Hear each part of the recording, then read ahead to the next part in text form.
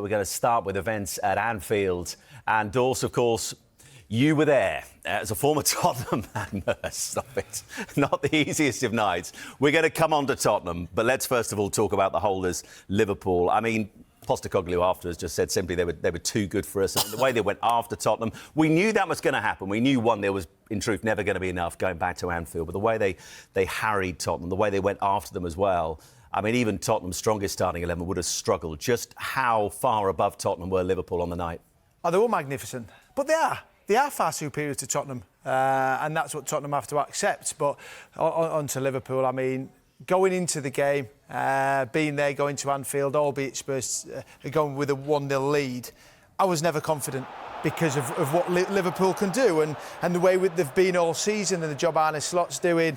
I mean, for the first 25 minutes I was pretty comfortable, but then you see the attacking threat they have, Mo Salah down this right-hand side. And Gravenberch, I love the run from him here. He just gives Jed Spence a thought in his mind. Curtis Jones breaks the line to try and get in there, and then Gakpo, who's been brilliant this season for Liverpool in that left-hand side, and then Salah puts it away. He looked like he was nervous there as he steps. Took a lot of deep breaths, didn't he? Yeah. But that's emphatic. Yeah, a guy who never gets nervous, I don't think, has played with quality that we've seen for many, many years. It was a real challenge for Spurs because the wave started. It was a non-slaughter from minute one. And this man that I said, arguably one of the best centre-halves in Premier League history. I just think he's a man mountain. No one could get near him. No one tried to stop the run of him. And he just towers above everyone. And he is the absolute leader of that pack. You listen to him speak, he talks about when I will demand. Yeah. I, the captain, Virgil van Dijk, not we, and Arne Slot, he demands from these players, and they all look up to him, they respect him, and he's got that authority in that football club and on the pitch that everyone just listens. And his performance, not just on Thursday night, we've seen for years since he's coming from Southampton, the best for me. And Mercer, there's a really interesting chat after the game between Dawes, Jamie Redknapp and Jamie Carragher about Virgil van Dijk and the level he is. And Carragher was talking about he's almost too good for this level that he's playing at, that he could play at another level. He just makes the game look so remarkably easy. And you look at some of the famous partnerships we've had down the years in the Premier League, Vidic and Ferdinand, Carvalho and Terry at Chelsea as well. I mean, I think you made the point in the night, Dawes, he could slot in alongside any of those. He's that good.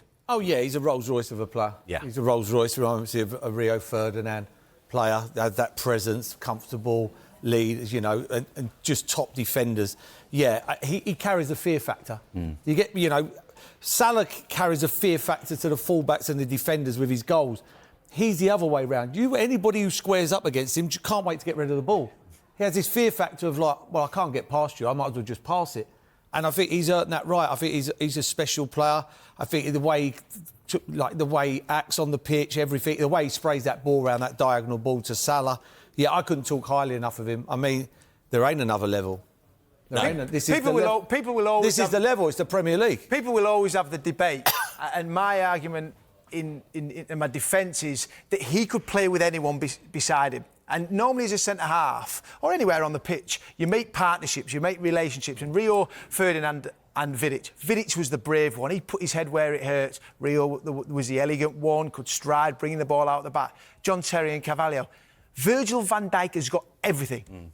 Sprint, head, tackle, can pass. Yeah. For me, he's so where then do you put him? And I'll come to Tim on this as well. Where would you put him in terms of Premier League centre-halves down the years?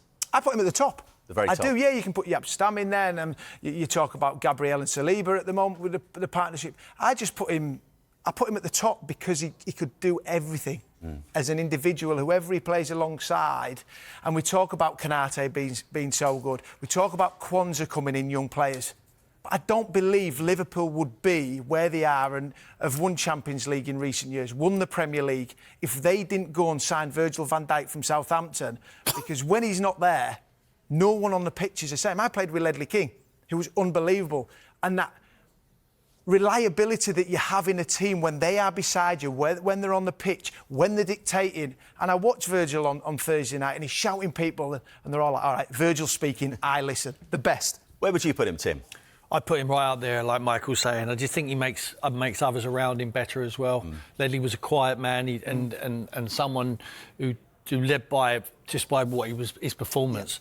I mean, this guy's pulling people around. He's digging them out. He's giving them bad news when they need bad news, and he's not ashamed to do that. He had a dip and he's come back. He had an amazing season, and then he had a dip in his form. But now he's back to his best. I think he's making Konate look better alongside him as well. I just think he's a Rolls-Royce, like Mer said, a Rolls-Royce of a footballer.